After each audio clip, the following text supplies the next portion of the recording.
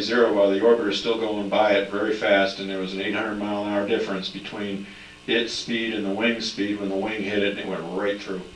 And we put a chunk of foam like that in a cannon down at Southwest Research in San Antonio, and we fired it out of a gun of a cannon at a mock-up of the leading edge, and it just went right through the carbon-carbon leading edge, which is hard as a brick, and it went right through it, 3/8 of an inch thick, right on through, with a huge hole in it.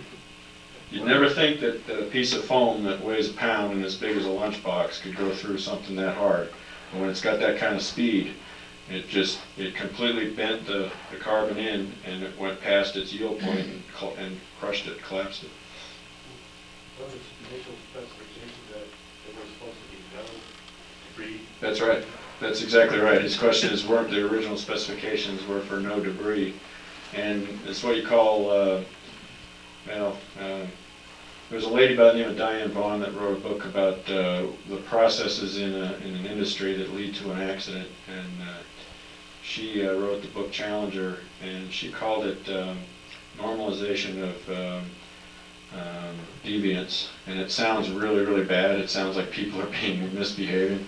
But it's really about an organization that has to communicate status through many communication paths, and you've got your tank people reporting to the manager that everything's fine. And if you've got weak communication paths in some areas and strong communication paths in other areas, you can actually have a situation where the communication that is heard is, yeah, we weren't expecting that, but it's okay. And over years and years and years, people get this creep of what they expected and allowed what was out of specification to become okay, and that's what she described as normalcy of deviance. We had deviated from our specifications.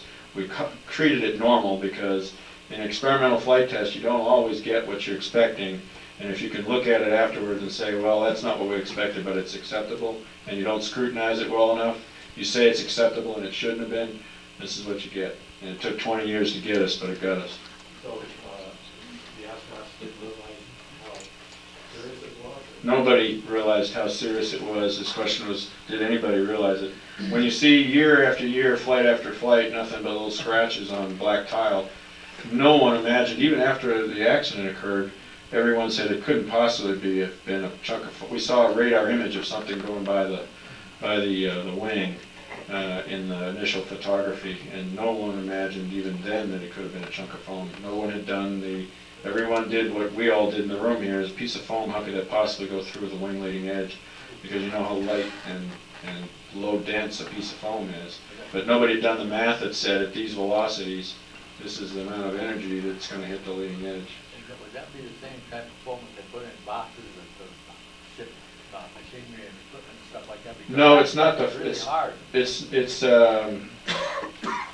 It's more like that spray foam that expands when you spray it in the wall of your house to fill for insulation. It's pretty hard when it's dry. That's right.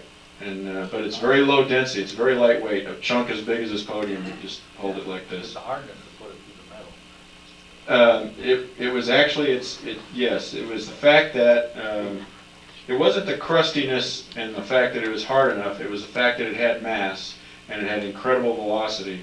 And mass times velocity squared is what gives you the energy. And so here, let me give you another example. Space debris. A fleck of paint off of a spent booster from a rocket that is floating out in space hits the window of the space shuttle, and it looks like you hit a pit in your windscreen driving down the highway and you got a little pebble that hits your window. That's what it looks like from a fleck of paint. And that's because it's not because of the density or the weight of the particle, it's because of its speed when it hit the window. And so that's the effect that we got from what normally, you could bang that piece of foam against that wing all day long. You can't put enough speed on it, but as soon as you put enough speed on it, it didn't matter what it was made out of. It was going to go through because of the speed. Well, wasn't there some engineers kind of generating some concern about this? There were. During the mission, there were. Like the first Challenger? Yes, it was very similar.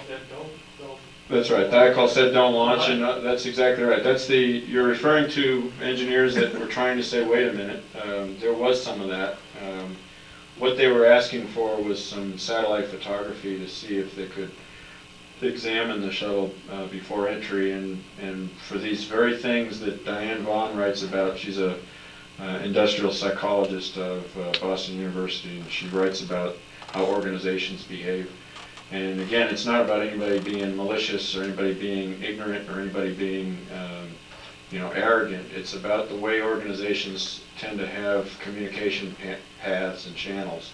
And so when it happened on Challenger, Thiokol was on a telecom saying something to the folks down there, and it wasn't being understood the way Thiokol wanted it to be transmitted. And Thiokol was believing that they understood and were accepting the risk. And that, in fact, they accepted the risk, but they didn't understand. And so there was a miscommunication because that communication path in the organization was weak. The same thing happened on Columbia. The communication path from these particular engineers that were questioning it had a weak path to the appropriate senior management. Their intervening layers of management said, okay, we understand what you're saying, but they dismissed it as not a likely problem. It's a bad thing, but it happens, and that's what we learned, unfortunately, the hard way. The satellite photography wouldn't have made the events change, though. No, it would have given us some time to react with Plan B and maybe tried to get something done. It would have been unlikely we could have done something, but we'd have, gone to the last resource trying. Yes, sir.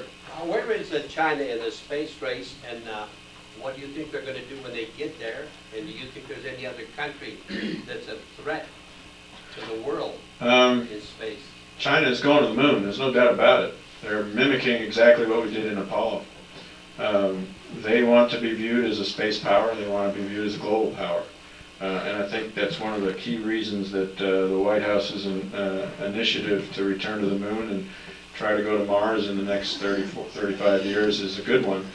It's not about planting flagpoles, and it's not about beating the Russians. It's not about beating anyone, really. It's about maintaining our leadership, that leadership in world leadership in space that demonstrates to other nations that we're still very capable, that we will be listened to when we need to be listened to, and that in the process of taking on those missions, we gain technologies that have national security importance, because we will learn new ways to do things that others won't. So I don't view it as a space race against China. Hell, they're doing stuff that we did 50 years ago. So it's more that we need to make sure that we continue to be motivated to do the next best thing, because others are going to do it. And if they take a leadership role because we sit down and decide we're done with this, then we will see the consequences 30, 40, 50 years from now. So it's important. And there's other important reasons we should do this. It's about world leadership, it's about national security, it's about technologies that improve our lives. It's also about motivating this generation of young kids that are sitting right here to steer their careers towards science and technology. I was in the Office of Secretary of Defense the other day, and we had a briefing with a bunch of folks, and a couple of colonels came up to me afterwards and said, we can't hire kids out of college right now because in the science and engineering fields, they're all foreign nationals, we can't get them clearance. So we're hurting, and we need to steer the next generation towards the science and technology degrees that have made us what we are. And this kind of program will do it. You put an advertisement in Aviation Week, would you like to help us send the next astronauts to the moon? You bet you get a bunch of folks signing up to come work for that program. It's exciting.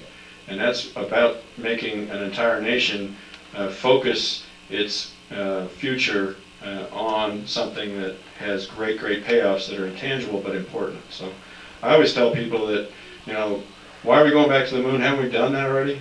Well, yes, but it's important to maintain leadership, world leadership. It's important to continue to do things that are technically challenging so that we can be better at bringing improvements to our lives on Earth, and it's important to motivate the next generation to pursue things that will keep us out there as world leaders. So it is a big deal, but there's no doubt in my mind the Chinese are headed to the moon. They've flown a mission with one guy, and that was enough for all the Mercuries, so they're going to Gemini, and they've flown 2 guys, and Apollo's next, and they'll do it much quicker because they had the experience of watching us. Thanks for the question. Thank you. Appreciate the opportunity. This is fun. Not for us. We think so too, but Charlie, we have a little paycheck. This is our typical paycheck. Something that you can put on your desk or I love it. something, and Thank you very much. thank you. Appreciate it. Come back and see us. All right, I will. I hope you all take a few minutes, and if you haven't been out through the Lindquist Gallery, go out and see what we've done this summer. We'll fill it one of these first days. By the But, way, before I forget, I have something for you too. I thought I'd bring a little souvenir of my visit. And this is just a montage of photographs that come from my missions. And I will sign that over to the museum. It has pictures that you saw in my show here today, and I'll leave that with you. Thank you very much.